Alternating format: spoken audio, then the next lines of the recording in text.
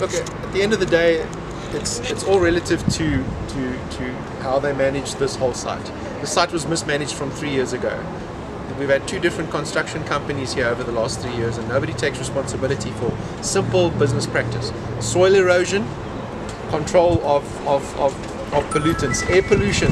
The dust here has destroyed this whole side of the shopping center. You can actually take pictures of what the center looks like on this side and on the other side where it's not affected by the dust and the miscontrol here. We planted personal grass here. We planted 17,000 rands worth of grass over here, which we put out here to prevent that kind of thing.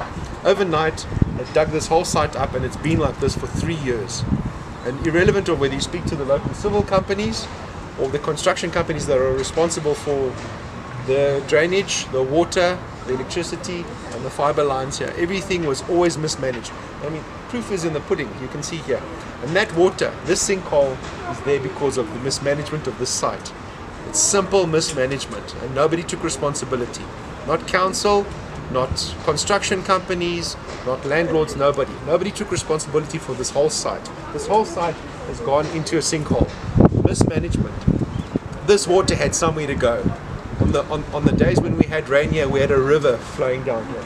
And I know for a fact that water had to go somewhere. And it went into that sinkhole.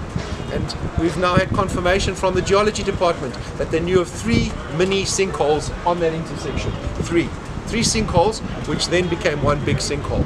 Somewhere along the line, a small problem became a big problem, and that's where we are now. We are sitting at an intersection, the 3rd busiest in Gauteng, Tshwane actually, and 40,000 people no longer come to this intersection. 40,000 people a day. So what we're getting now is we've got a shopping center with 9 tenants, and another shopping center across the road with another 17, 18 tenants. And these people are going to be out of work in the next 3 to 4 months. This thing's going to take about 8 months, 9 months, 10 months, a year. Nobody's giving us a definitive answer, but I think we know what's coming. This coming June, it will be 2 years since we took over the salon, and it's been like this for 2 years.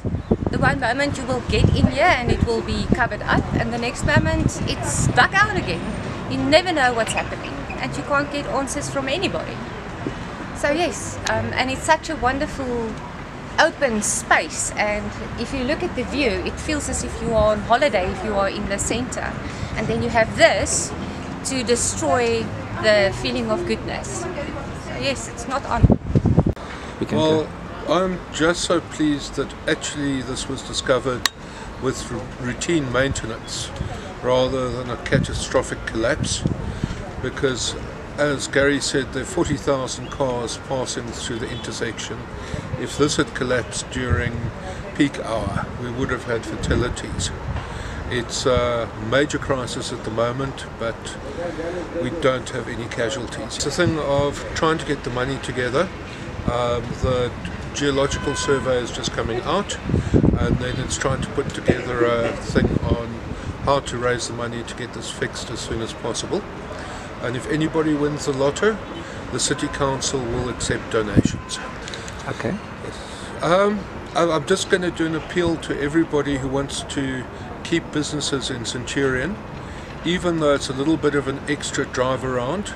Please support the businesses around this sinkhole, because they desperately need the money, and there are a lot of staff whose jobs are at risk because of the sinkhole. So please support. And there are reroutes. There are reroutes all around. We have access to all our centers at the intersection of Hendrik, Verwoerd and Gerhard and Jean. So please support local business. After 17 years, this is when we really need you. Thank you. Just because we have a sinkhole doesn't mean that our services sank as well. It's still excellent. Yeah. Okay. Well, it's kind of difficult to attack the mugging problems because national crime is SAPS, which is province and local government, but I'll be reporting onto the community policing liaison at SAPS Littleton and see if we can organise some kind of patrol here. The barrier up across the road, it is quite substantial. I'm surprised to hear that cars have got over it, and I suppose the pizza delivery guy was really desperate to get the pizza in the 30 minutes. But I'll speak to the director and see if we can get some reflective tapes on the yellow barriers that are closing off the road. And the lights, the non-working lights, I will be raising them with the person responsible at the municipality. So once we've got the traffic plan organised for this area, then we'll go for proper signage, and with luck maybe some flashing lights or something, until people get used to this disruption. So please be patient, please keep to the speed limit, and please don't crash into barriers. Thank you. I'm just going to do an appeal to everybody who wants to keep businesses in Centurion. Even though it's a little bit of an extra drive around, please support the businesses around this sinkhole, because they desperately need the money, and there are a lot of staff whose jobs are at risk because of the sinkhole.